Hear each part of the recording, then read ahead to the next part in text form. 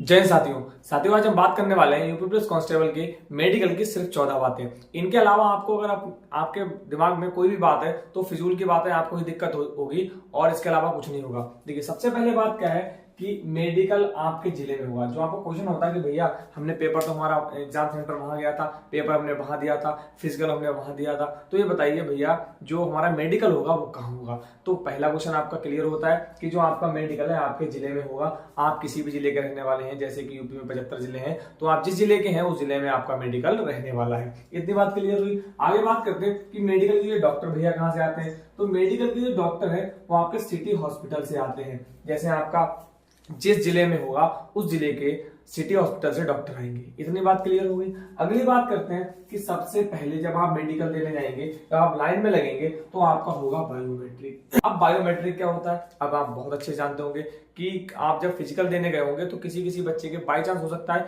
कि 10 की 10 उंगलियां लगवाई गई हो, तो आपकी 10 की 10 उंगलियां लगेंगी, या तो 1 या 2 उंगलियां लगवा के आपको आगे बढ़ा दिया जाएगा। उसके बाद बात करेंगे कि 5-5 या 10-10 बच्चों के ग्रुप बना दिया जाएगा, 5-5 10-10 बच्चों का सेट बना दिया जाएगा या पैनल बना दिया जाएगा। अब आप उसके हिसाब से आपकी एंट्री होगी। एंट्री में सबसे पहले आपका क्या होगा, वेट और चेस्ट हो सकता है माप ले, इसमें 100% क्लियर नहीं, उनकी मर्जी है। हो सकता है आपका चेस्ट मापे, हो सकता है ना मापे। वेट आपका माप सकते हैं और वेट नहीं भी माप सकते। इतनी बात क्लियर हो गई। अब बात करते हैं कान की। हाँ, और दूसरी जरूरी बात कि अगर आपने यूपी पुलिस कांस्टेबल का मेडिकल क्रॉस नहीं कर पाया तो आप मान के चलें कि यूपी के अंदर या इंडिया के अंदर जो भी वैकेंसीज आती है जिनके अंदर मेडिकल होता है, आप किसी का मेडिकल नहीं निकाल सकते हैं, क्योंकि सबसे easy medical UP police constable का यूपी पुलिस का होता है। इतनी बात क्लियर। अब बात करते हैं कान की कि कान के लिए आपके अब ऐसा नहीं आप डॉक्टर बैठे होंगे वो आपसे सिर्फ नॉर्मली बातचीत करेंगे। जरूरी नहीं कि आपके मशीन डाल के बहुत अच्छे से चेक करें, ऐसा नहीं होता। नॉर्मली बात करते हैं, उनको लगता है कि आपको अच्छे से क्लियर विजुअल हो, आपको अच्छे से सुनाई दे रहा है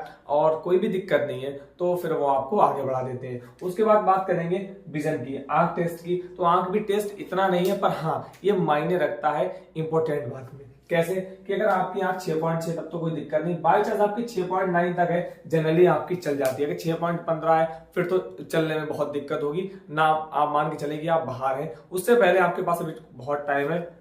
आप क्या करें, किसी डॉक्टर, आई डॉक्टर के पास जाएं, आप उसे सलाह ले सकते हैं, ऑपरेशन भी करवा सकते हैं। बहुत अच्छे चांस हैं अभी आपके पास, और आंख ठीक करवाने के तो आप ठीक करवा सकते हैं। उसके बाद कलर ब्लाइंडनेस, इसमें आपका ये महत्वपूर्ण कदम है, ये महत्वपूर्ण बात है। आपको मान के चलें कि पूरे मेडिकल का हिस्सा है। अगर आपको यहाँ पर 1% भी दिक्कत है तो आप मेडिकल से बाहर है। मात्र 1% भी दिक्कत है तो आप मेडिकल से बाहर है। क्या, कलर ब्लाइंड है। जैसे कि हमने यहाँ पर आपको स्क्रीनशॉट दे दिया, आप देख सकते हैं कि आपको नंबर पढ़ने होंगे। अगर आप नंबर इसको विजिबल है, आप सही से पढ़ पा रहे हैं तो आप क्लियर, अन्यथा आप मेडिकल से बाहर है। उसके बाद बात करते हैं नंबर 9 की, प्राइवेट पार्ट आपके टेस्ट किए जाएंगे। अब जरूरी नहीं कि ये मशीन लगा के नहीं, नॉर्मली ऐसे भी चेक कर सकते हैं और आपको आगे बढ़ा देंगे। अब देखिए, जो प्राइवेट पार्ट चेक करते हैं वही आपकी पूरी बॉडी चेक करते हैं। पूरी बॉडी के अंदर चेक क्या आता है, आपकी बोन्स, कहीं हड्डी तो टूटी हुई नहीं, नौकनी और फ्लैट फुट। मेन 3 चीजें हैं यहाँ पर, 4 चीजें, नौकनी, फ्लैट फुट और आपका विजन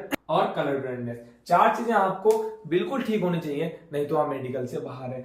अब नौकनी आपकी बाई चांस चल जाती है कि आपकी नौकनी हो रही, तो आप पैर जो है टाइट करके खड़े हो जाइए, फिर आपका वो क्रॉस हो जाएगा। अब दिक्कत आएगी फ्लैट फुट में। फ्लैट फुट एक बार हमने देखिए स्क्रीनशॉट दे दिया कि फ्लैट फुट और नॉर्मल फुट में अंतर क्या है। अगर आपका फ्लैट फुट है तो आप अभी से एक्सरसाइज चालू करते, हो सकता है आपका ठीक हो सकता है। और उसके बाद बात करते हैं नंबर 11 की, हाथ पर नाम या धार्मिक साइन। अगर आपके हाथ पे आपका नाम पड़ा हुआ है या कोई धार्मिक चिन्ह है तो आप बाहर नहीं होंगे। हाँ, अगर आपने कोई रामायण लिखवा रखी है तो फिर तो दिक्कत होगी, फिर तो आप बाहर ही हैं। उसके बाद बात करते हैं दांत।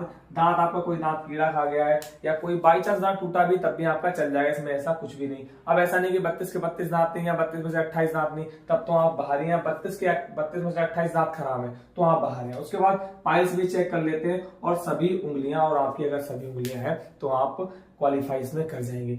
आई होप आपको छोटी सी वीडियो जबरदस्त लगी होगी। अगर आपको कोई भी डाउट हो तो कमेंट में जरूर से बताएं कि भैया हमें डाउट है, और हम आपका डाउट दूर करने की पूरी कोशिश करेंगे। Thank you very much.